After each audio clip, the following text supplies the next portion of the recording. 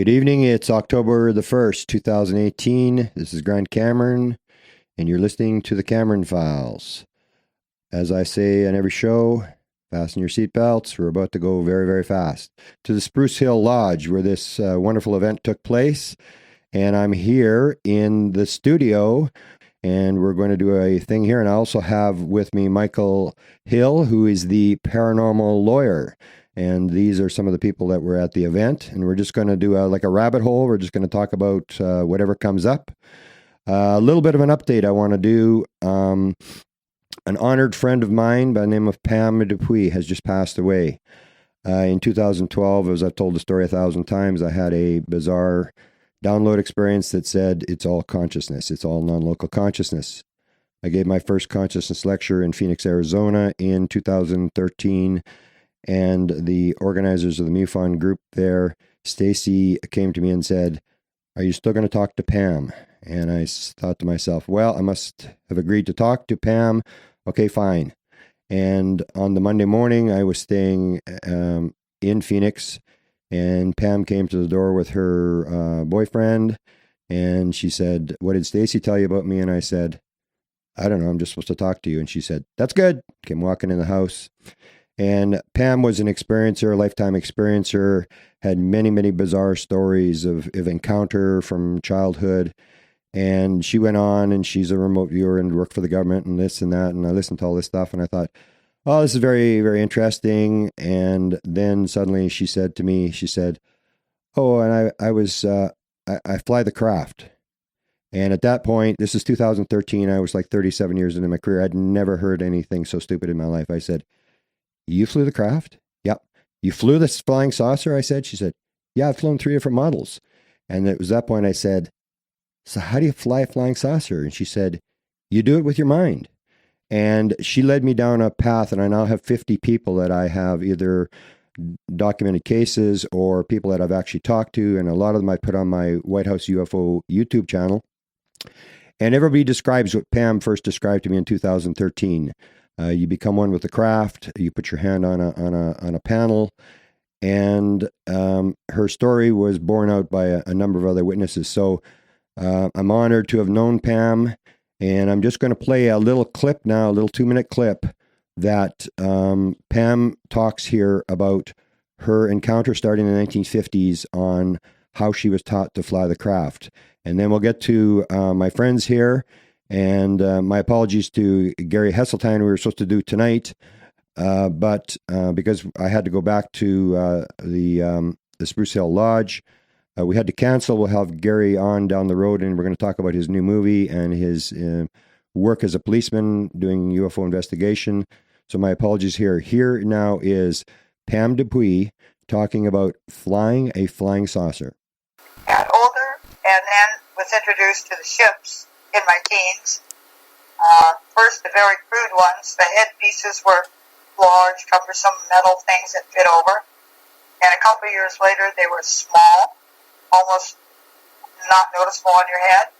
And a few years after that, there was nothing. It was to connect directly with the ship. It's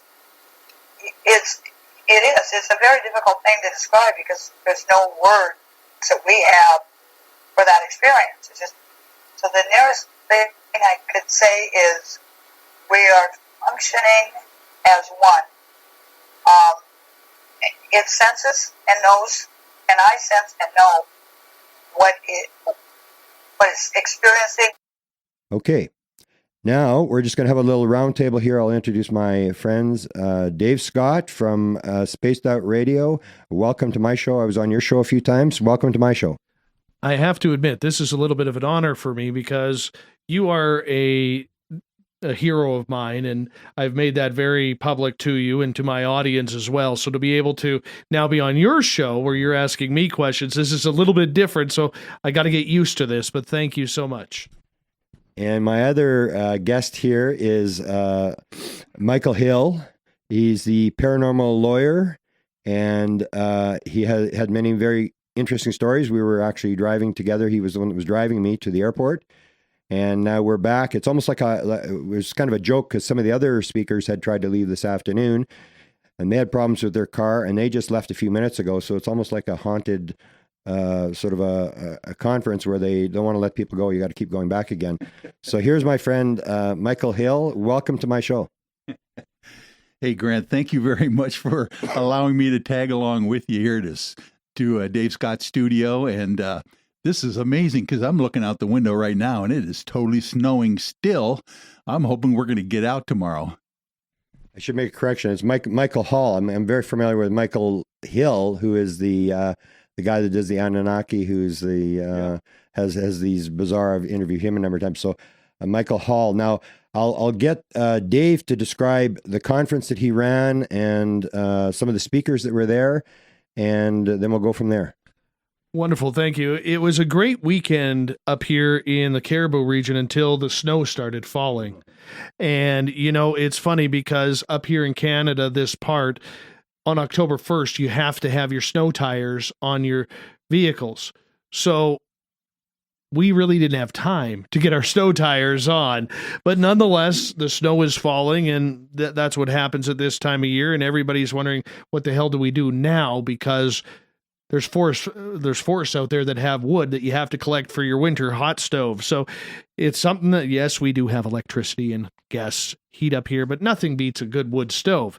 So it was a great conference. Thank you so much, Grant, for coming and being our keynote speaker about disclosure. We had a great event put on by SpacedoutRadio and the Canadian Society of Questers, and we had a great lineup of people. Some of them you may know, some are first time speaking at conferences, but we had a gentleman named Tyson Bannigan who was talking and teaching people how to use dowsing rods. Now, I've never used them, but that's kind of cool little piece of natural history there that I think is forgotten. We had Eric Cooper from Forest Moon Paranormal in Washington State, where they talk about paranormal emergencies. And when they use the word paranormal, they use it in a roundabout way, like it's a tree. And, there's different branches of the paranormal, whether it's UFOs, ghosts, aliens, Bigfoot, it doesn't matter. And they dealt with a lot of cases that they were talking about. We also had Lorian Fenton come on from the Fenton perspective, where she talked a little bit about disclosure to lead into you, Grant, the night before, which was very interesting. And then we capped off Friday night with a very entertaining ghost tour. And for people who've heard my show before, you'll hear me talk about our ghost tour that we do at the local museum that's considered one of the most haunted locations here in British Columbia. And people like David Weatherly, Ross Allison had a great time here. It was led by Mike Morin from the Haunted Crew of Canada, who put everybody through the tour. It was fantastic. We had a lady named Paisley Town from Vancouver talking about numerology. David Weatherly and Ross Allison then had a great presentation on Saturday afternoon before you about haunted objects and haunted dolls, which was just stimulating. And one of the dolls that they talked about there was Mandy the Haunted Doll. And Grant, you and I had the opportunity to drive up to Quesnel, British Columbia, which is about 2 hours north of us, with David and Ross to actually meet this doll. You got to admit, it was kind of weird. Yeah, it was kind of strange to go to because people have to realize this wasn't just a UFO conference. It was a paranormal conference. And Dave was kind enough to bring us in a day early, and we went up to see the haunted dolls. I didn't even know there was such a thing as haunted dolls. And there was actually two of them in there. There was the one in the carriage and the one in this Mandy. And then we went from there to Barkerville, which is a town that I've always wanted to visit. It's a big gold town. And we went there, and we went from building to building. And Dave basically has all the inside, and this place is haunted, and that place is haunted. And it was just a fascinating time to spend a day where you're really not really doing the conference thing, where you're actually moving around and seeing stuff in the vicinity. So as this is a paranormal conference, I'll go to my paranormal lawyer here and get him to give his input on the conference and what he thinks and how many requests he got. He actually made an offer, and I took him up on the offer. He said, anybody needs any sort of legal stuff. So I gave him one legal thing that we're sort of fighting with. And I'll get his comments on what he thinks of the conference and how it went for him. Yeah, thanks, Grant. This is a treat for me, actually, to come up here and go to an international conference in BC. And I was real surprised to hear some of the wonderful speakers. There was a gentleman who spoke about health and holistic medicine. That was kind of fascinating. And the numerology talk was very fascinating as well. the idea that even our names that we were born with kind of reflect on something that's going to happen or will be in our personality.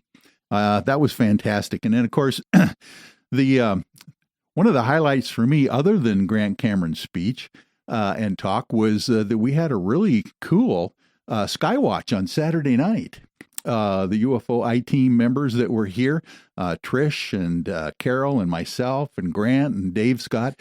Matter of fact, I've even gotten some video of Dave spotting a big flash up in the sky that Grant saw again as to confirm it, and I got that on tape. That's something I'm going to cherish for a long time. Yeah, and just to make, I didn't tell Dave this, but last night they all went for the ghost tour, and I'm going to ask Dave in a second what happened at the ghost tour, because there's actually, Dave does a lot of stuff with ghosts and has a lot of pretty reliable subjects that show up to entertain or whatever you want to call it. Last night I'm standing on the balcony because I picked up a cold, and last night was sort of the worst part of the cold, and so I was lucky enough. Dave's wife Jolene got me a view of the sort of the hillside, sort of the scenic view, and I was standing out on my balcony last night, and there over the forest, it looked like in the morning there's fog. You can see this fog there, and it looked like fog, and yet it was lit up. And I was looking from where the light was coming, and there was three sections of love, like light, almost like a and I haven't even really asked Dave about this, whether there's anything back there, but sort of a tunnel of light going up, but it was like fog type light. It wasn't very defined edges.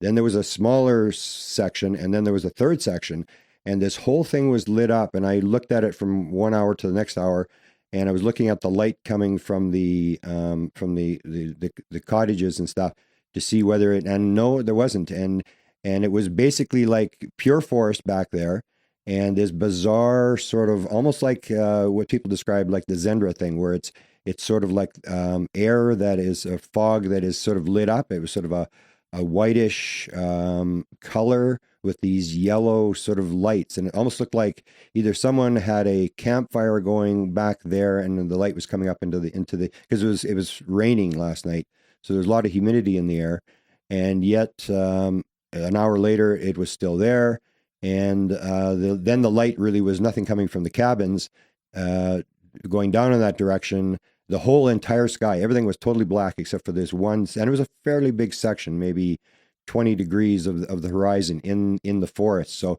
we did have a bizarre sighting next night, and I guess I have to open up that I actually saw this. I didn't know whether I'd do it or not. It may be some natural phenomena, but it was very, very bizarre, and I'm up on the third floor looking over the forest there. So can you tell us about a little bit about the ghost tour stuff and what happened? Because I missed it because I was sort of blowing my nose once every minute, so I didn't go. Well, I could tell you first off about your own experience there, that behind the Spruce Hill Resort and Spa where we held it. Now, for people to understand, this resort is on the top of a hill, and it literally sits on 13,000 acres of land. That's a lot of land. And in behind that land, it's all mountainous. There is nothing going at that point northeast of where you were looking, because east would have been just a little bit more to the right of you from where you were staying. So there's no towns. The closest town that could light anything up in that area would be a city called Williams Lake, but that would have been north of you, and driving distance wise, it would have been about an hour's driving distance. So we were able to, see if you could sometimes see the light there, but when things happen and lights are happening, and the moon, we knew from the night before, was coming up around 9:30, 10 o'clock, so it wouldn't have been the moon either. Yeah, and it appeared to be maybe 150, 200 yards into the forest. It wasn't that far back from the forest, but it was very, very bizarre. I'd never sort of seen anything. And then the first thing I thought about was this Zendra, the idea of this sort of pitch blackness, and then this sort of looked like a fog, but a light fog, and all these sort of lights coming up from the forest. So it was very, very bizarre. Now, as far as our ghost hunt last night, we went onto the Spruce Hill Resort property. This was an area that had never, ever been investigated before, complete virgin territory. So if you're a ghost hunter looking for fresh areas that have never been investigated, I say to everybody, head to the smaller areas, because you literally never know what you're going to run into. Now, on this trail, and this is actually quite a funny story. We were walking along the original Gold Rush Trail. Now, for our American listeners who are tuning in, this is a trail that literally started in California and Nevada and then worked its way up north to the Klondike and eventually Alaska. Well, the town I live in runs right parallel to it. And so we were able, with the resort being right on that property where the Gold Rush runs through, we were able to investigate this for the first time. So we had about 8 people on our tour last night. And because we're in the middle of nowhere, we actually had 2 armed guards with us. And they were packing rifles. And the reason why is, if you don't know where I live, we have a lot of bears, a lot of cougars, grizzly bears, moose, bobcats, lynx, and by the way, on the property, there is a wolf pack. So there's a lot of things that could kill you there. You know, you never really see them, but we went in armed nonetheless. And so as we started on the tour, literally about 100 feet up the trail, we started getting hits with our ghost hunting gear. And we all stopped and were on this, and we started communicating for about 10 minutes with these spirits. We were able to find out through yes/no questions that they were from Japan. It was a husband and wife, and they were heading up to Barkerville. And so here we are. We said goodbye to them, and thank you for your time. And our machines kept going off, and we're like, what the heck is this all about? Like, we told them we're going to go this way, and they're going that way. And yet our machines were going off. And then it clued into me, Grant. This is a wagon trail. So where we were standing was actually, in their mind, as weird as this may sound, it sounded like where we were standing, we were blocking them from continuing, because we were standing on the trail and their horses and carriage would have been behind them. And they couldn't move their horses and carriage because we're in front of them. So we all moved to the sides of this path. And the next thing you know, you see our meters going off and off and off into the distance. Mine would shut off. Then the next person besides me would shut off. The next person beside them would shut off. And it was like they hopped on their carriage and went away. So we continued down the trail, and I got pinched. I've never been pinched by a spirit before. One of the guys who was at the tour, Spaced Out Radio listener named Ron, had seen an orb in the bushes. So him and I walked in there, and right on my chest, right here, I got pinched. So like right on my collarbone area. And I had never had that happen before. And last night I had a little bit of a red mark there.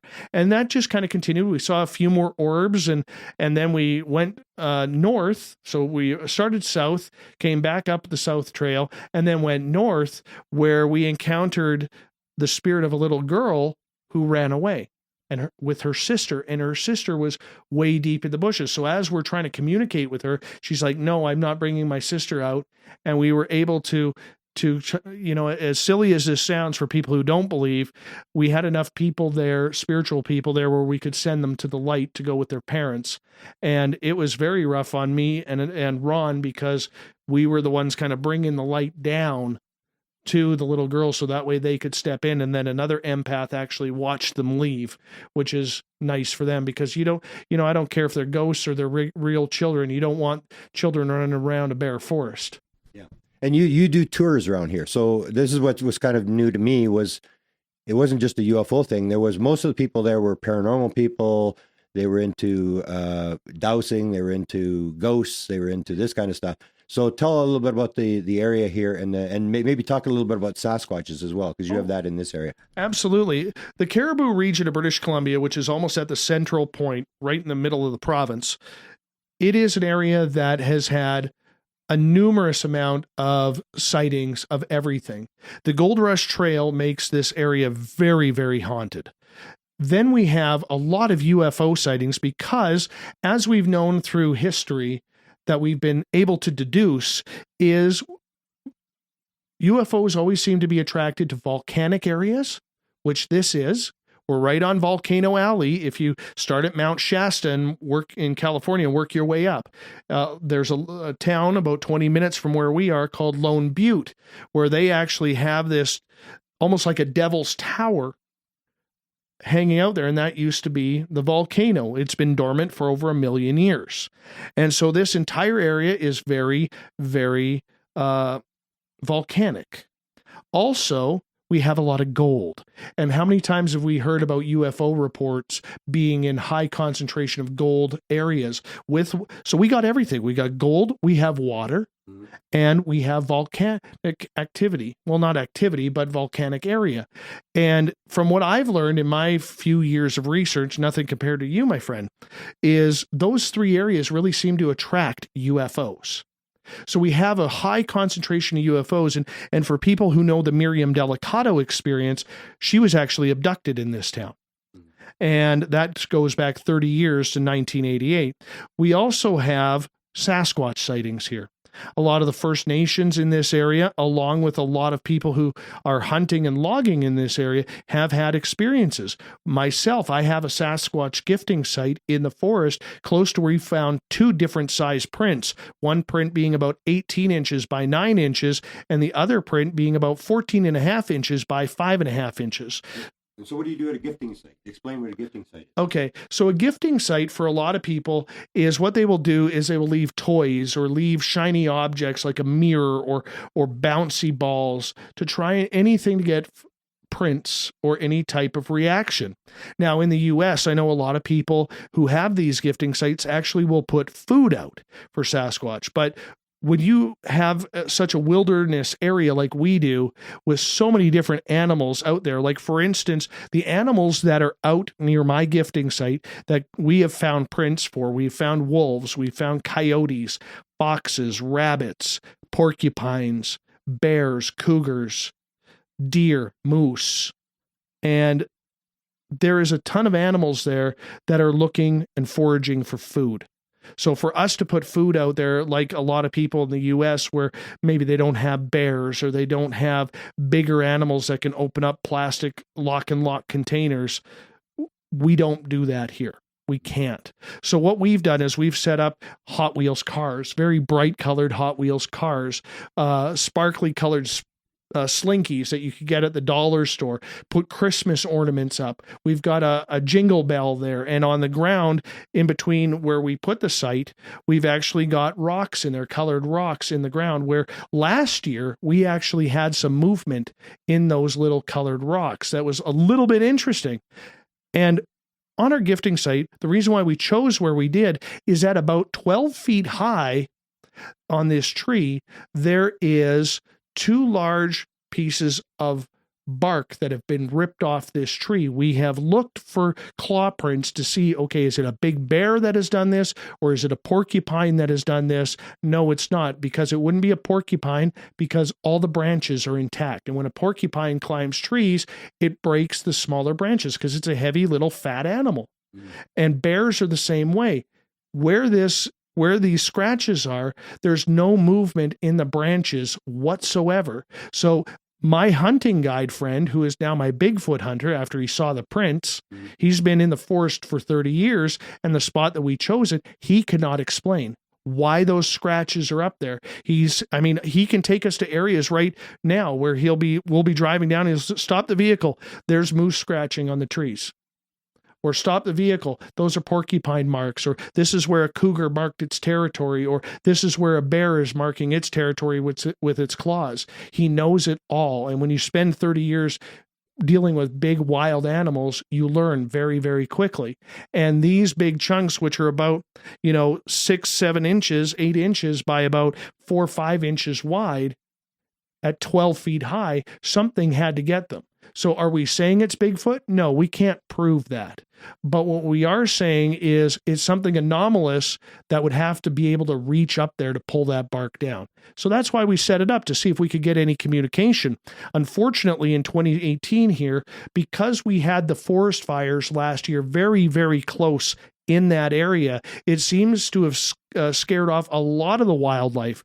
We went back there a few weeks ago just to check it out, and the first thing we do is we go along the paths looking for prints. Doesn't matter what it is, we want to see prints. Bears, rabbits, deer, moose, wild horses. We want to see them. We do not see them. So it's a little concerning. I don't think they're there right now. Yeah, and because I've had two sightings, and I wanted you to clarify, because we had this discussion yesterday. What's the difference between Sasquatch and Bigfoot? As far as I know, nothing. But one term is used. And oh, one yes. term is used. Oh, yeah. Americans usually call it Bigfoot. Okay, because that was a term kind of coined around the Patterson-Gimlin famous film.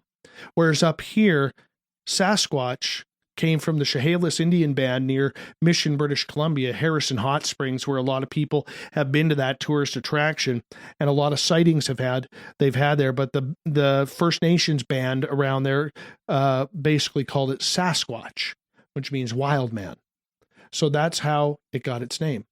So up here, we really it's weird for me because 75% of my audience is American. They use the term Bigfoot.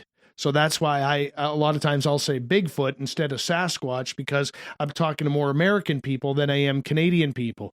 And I have a lot of Canadian friends who actually rib me about that. You're in Canada, use Sasquatch. So I have to remember that very often. Now let's bring Michael in here. This afternoon we had come back to the lodge, and we were standing around, and Dave was with a guy who had done a carving, and we were going to tape his story, and he said, "No, I'd rather you not." I think you spent a lot of time with him. I only heard the first part of the story. Can you tell the story of this guy and the carving that we were with today? Because you spent quite a bit of time with him, as you did in the restaurant. It's kind of strange to go to some other restaurant, and the waitress comes up and he says, "Have you ever seen a UFO? Here's my card." And everywhere we go, he says, "Have you ever seen a UFO? Here's my card." But you had a long talk with this guy. So tell us the story of this guy with the carving. Yeah. Oh, this was a fascinating story. And the gentleman is quite an artist. I mean, the guy is really good. His name is Dwayne. I'll only give his first name. And Dwayne is actually, he's a logger by trade, he says, and has been his whole life. And he's probably in his, 50, 60, early 60s at this point. And he told me this amazing story. This happened, by the way, in 1982, he says. And he's in this area up here, 108-mile house area where he lives. He says he and his wife were standing at their back door, sliding glass door, looking out over their patio, a raised patio. And they're just kind of sitting there staring out the window and kind of enjoying the view one night when all of a sudden this giant cone of light green light comes down, and he believes that it's about 100-foot perimeter in diameter light that definitely covers his whole house. He thinks that this, whatever it was directly over the head of his house.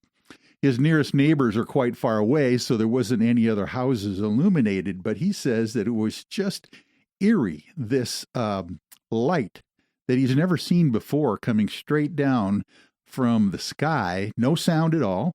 He was thinking it could be a helicopter, could be something, but it was not a helicopter, no sound at all. And then he had some kind of an interesting noise, kind of like a buzz, he said he heard. Then the strange thing is that, he remembers the thing for about, I think he said about a minute or 2 minutes just standing there watching this. He didn't want to move, and maybe he couldn't move. I don't know about that. But all of a sudden, he says the light went out. And he doesn't really, I forgot to ask him. I usually like to do this. So what did you do next, after one of these sightings? A lot of people say, "Oh, I just went back to sleep," or, I didn't think much of it, or something like that. And he didn't really have any explanation of what happened right after the event. But this was something that intrigued him so much that he started making these beautiful wood carvings of alien faces that look very similar to Whitley Strieber's front of his book Communion, that kind of face. And matter of fact, he does this in giant log pieces of wood, and he has an amazing affinity to do this. He'll take 6 months or so to create one of these sculptures, and they're just awesome. Very good. Matter of fact, he was selling the one that he brought to the Caribou Paracon for relatively inexpensive money. So I couldn't believe it. And of course, he's working on others as we speak, but fascinating fellow. Thanks, Dwayne, for taking your time with us. And then Dave asked him to do a Sasquatch, and he said, "No, too much hair. Can't do that." And so you're handing out the cards. So let's go through this. What group are you working with? What do you do? And what's your best success when you handed someone a card and they turned around and told you a story? Yeah, thanks to Grant. What we do is I'm the founder and director of the UFO I-Team, and people can find that on Facebook real easy, and or our website, UFOiteam.com. But we are a small group, maybe 12, 15 of us generally, of highly educated, PhD level, master's level individuals who go out and investigate UFOs and paranormal activity. And you're right, I'm kind of known for the guy who passes out my card everywhere we go. And I am surprised, ever since the New York Times article came out in December of 2017, it seems like everyone now, or a lot of folks, are having no problem at all telling us their stories. And I've heard stories of abductions. I've heard of stories of Bigfoot sightings, very up close and personal. And of course, UFOs galore. People are seeing things all the time and reporting them nowadays. As a matter of fact, one of my clients for the last 24 years, since I am an attorney, has been Peter Davenport, the National UFO Reporting Center. And Peter says that the percentage of reports that he is getting nowadays in the last 2 years, he pegs, is astronomical compared to what it has been in the past. And it's just fascinating for me to be able to involved on the inside of the paranormal. And actually, they call me the paranormal lawyer nowadays because I've been so interested in this for so long. Matter of fact, another client of mine, Dr. Richard Haynes, runs the pilot reporting agency called NARCAP, and he says the same thing. He has a catalog of thousands and thousands of military, commercial, private pilots who report UFOs all the time. And of course, they don't want to be fired, so they don't want to report them only if they're anonymous. And that's what his agency, NARCAP, does. But it's been fascinating. And every single time that I pass out a card, sometimes I get an instant reaction, or sometimes I'll get a call later. It's fascinating. So list your sites and where because you do articles, you've got books. Go through that and where people can contact you. Yeah, thanks. Well, we actually live stream our weekly meeting on Monday nights, live from Denny's, where America eats. So they can go to UFO I-Team on Facebook and actually join the meeting, and they can text us and message us online. We have communications on a weekly basis with people from the UK, from Eastern Bloc countries, and Australia, and those kinds of things. So we try to get ourselves out there and be very visible to people who are interested in this subject. So UFO I-Team on Facebook and or UFOiteam.com on the internet. And you have a radio show as well. Oh, yeah. Thanks for allowing me to plug that. I am on Night Dreams Radio, by the way. That's Saturday nights is my show from 7 to 10 p.m. Pacific Standard Time. And all you do is you go to nightdreamsradio.com. Gary Tombstone Anderson is the board op and the owner of the station, and he has his show 5 days a week from 8 to 10 p.m. And, of course, mine is on Saturdays from 7 to 10 p.m.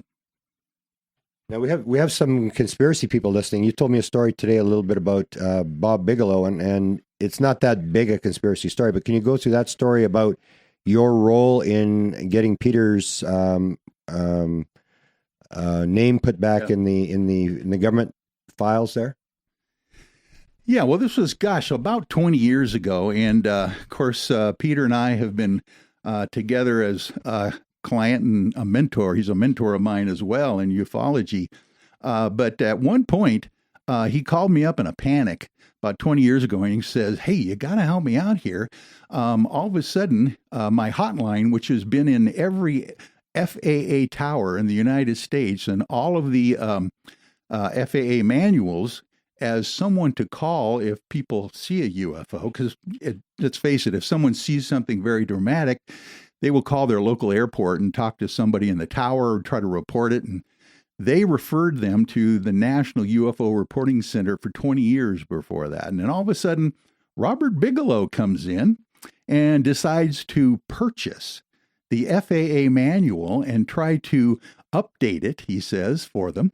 And what happened is that he put his NIDS scientific agency in there as far as the people that they should call if they have a UFO report. And of course, Peter's number was dropped right out of there like a hot rock. So it took me about a year and a half to be able to haggle with the FAA and the Air Force to point out the constitutional problem with equal protection and not allowing only one agency like NIDS as a private organization to be in the FAA manual.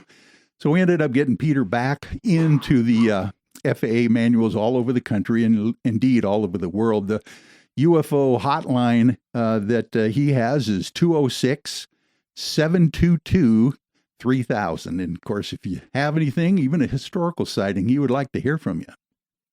Now you spent a lot of time working with Peter. Can you tell me, has there been a change in sightings over, say, 20 years from then to now? And can you give us maybe one or two little highlights of stuff that has happened in the last little while that people might not know about? Yeah, of course. There is a lot of activity going on. Matter of fact, one of the things that Peter has said is that there is a class of UFO sightings that have kind of dominated all the sighting reports lately, and that are those orange fireballs that don't seem to come down as meteorites and hit the ground. Typically, they'll streak across the earth in a horizontal pattern and just keep going. No sound. Some will even have a flaming tail behind them. But the orange fireballs have seemed to be becoming very popular in the last 2 or 3 years. But the most exciting thing that he's been reporting lately is Peter appears on my Saturday show on Night Dreams Radio and gives us the new updated sighting reports each week. And he is now saying in the last month alone, this would have been September, there were 2 major sightings of alien entities in Oregon, 75 miles apart, and probably only a couple of days apart, where people described at least one case where this gentleman was going to work early in the morning, probably around 6:45. It was light out. It was in September. And he's driving down a 2-lane country road to go to work, and walking on the opposite side of the road in the direction that he is going are these very tall 2 figures that are walking along. And he says there's no sidewalk. There's hardly anybody on these roads ever. And these 2 people were wearing supposedly skin-tight silver outfits with knee-high black boots and some kind of a vest, he said. And they're both dressed the same, walking kind of awkwardly, he said, down the highway. He slowed down and didn't want to stop because they looked so strange. But when he tried to take a look at their faces as he came up to them and came broadside, both of them immediately turned their faces away from him simultaneously.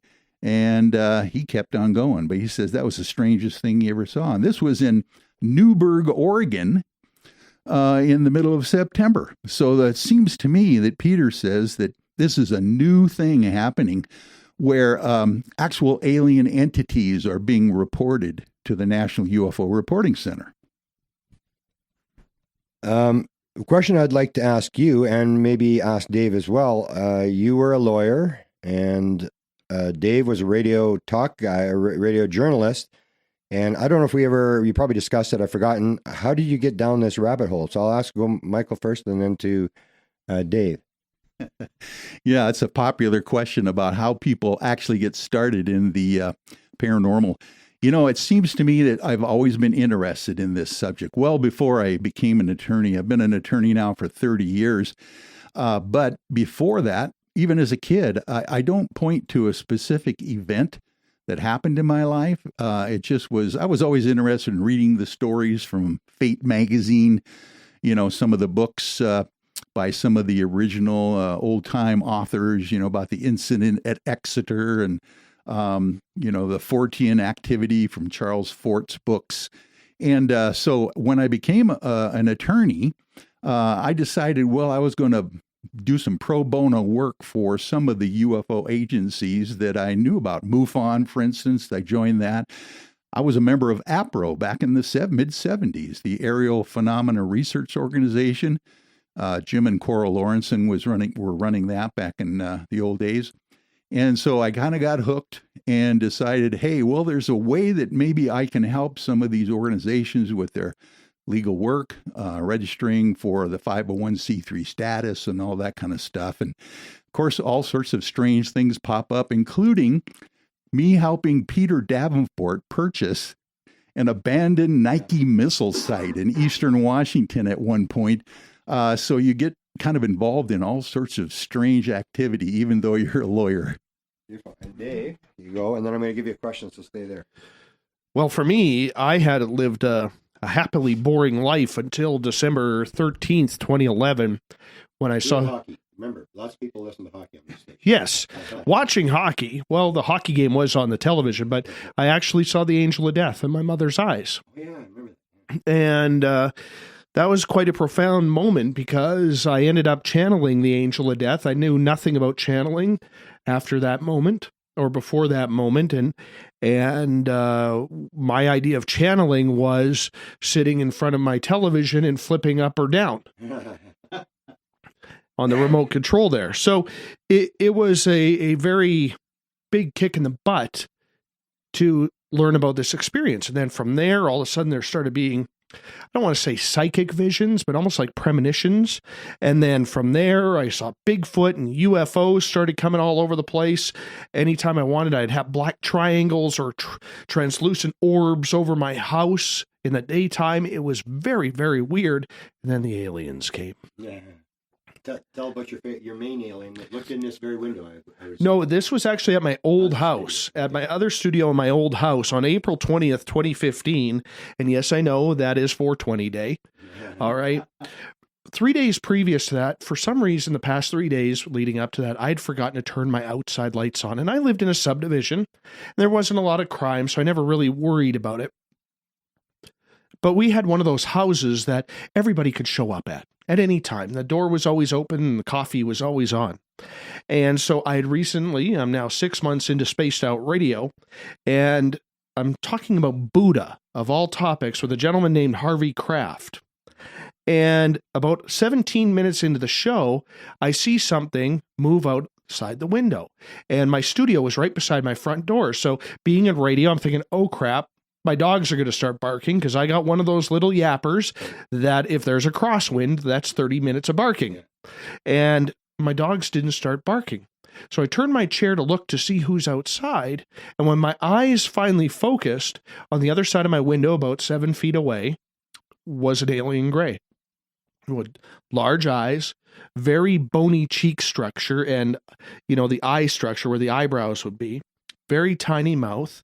And I did what any man would do. I jumped back and screamed in my chair. I nearly fell out of my chair, and boom, he was gone. And in that same moment, I gained my balance and I stood up and I looked out the window. And for this entity to take off as fast as it did, if it was human, I would have seen it. There's no way it could have got past my vehicle in my driveway. I could see into my front yard, into my neighbor's yard. I could see everything, and it was gone, just gone. And that's how, if you listen to SpacedoutRadio, we have the legend of Carl, and Carl has now become our mascot. There you go. Yeah, I forgot about this. I recommend to people, when I heard, I think it was in San Francisco, I heard you give that presentation. It was just riveting. And I said to people, man, if you want a good presentation by a guy, Dave gives a really good, when he goes through his story of how he got into this and all the things that have happened. Very interesting. So I wanted to, as we're closing down here, I wanted to get into the future, because we discussed this quite a bit at conferences. And we'll maybe start with Dave. Where do you think ufology and the paranormal should go? What can we correct? I think what we have to do is we have to put the ego aside. Doesn't matter if you're a paranormal investigator, a Sasquatch investigator, sea monster investigator, or a ufologist. I think there is a real type of thread that intertwines and sews all of them together, whether that's consciousness, whether that's something else. I'm a firm believer in all the stories that I have heard that there is correlation between all of the groups that we are investigating. And I think as investigators, we are being way too close-minded that, oh, I'm only going to deal with ghosts, or I'm only going to deal with UFOs, and not even aliens, but just UFOs. It makes no sense. But if you listen to the stories and the people who are having these experiences, put the proof aside, because it's easy to call proof. Listen to the stories. Some of those stories are going to show this thread is sewing everything together. Okay, and I'll give it to Michael, and then I'll go back for the last question to Dave, because he knows how to shut a show down and stay on time. What do you think about that? Well, Grant, I think your speech really woke me up about the whole idea that everything is tied to consciousness.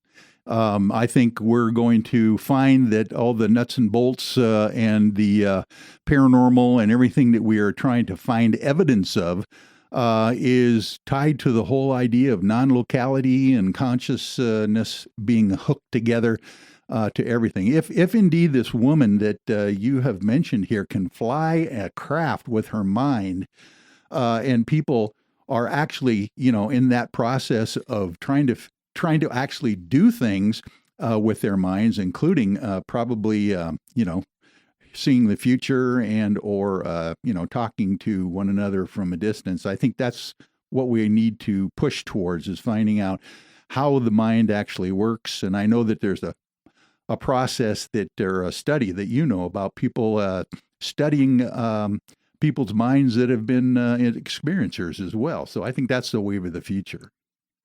Yeah, excellent. And last question for Dave. And I just to reiterate, this was a fantastic conference. The facility was absolutely beautiful. It's a lodge out in the middle of the forest. Beautiful, beautiful place. So I want to ask Dave as a final question. Are you doing this again next year? And what are you going to change, or what are you going to do? Well, I'm only doing it next year if you come back. Okay, I agree. All right, because I will need that to happen. We're going to hope to, over the next couple of weeks, look to put a committee together to try and bring more of the local area in. And I would love to do it again. The Spruce Hill Resort and Spa is an absolute beautiful venue. I'm sure it's one of the nicer venues that you've been to. And your wife works 40 hours. Yes, so my wife works there a lot. But yes, that is the goal for next year, for us to be there. But like I said, I'm only doing it if you come.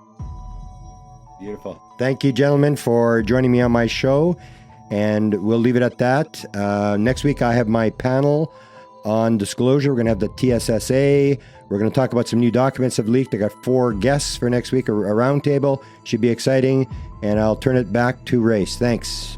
You've been listening to The Cameron Files with Grant Cameron. Any rebroadcast or duplication of this program or program content without express written permission from the KGRA-DB is strictly prohibited. The Cameron Files, in direct cooperation with the internet website presidentialufo.com.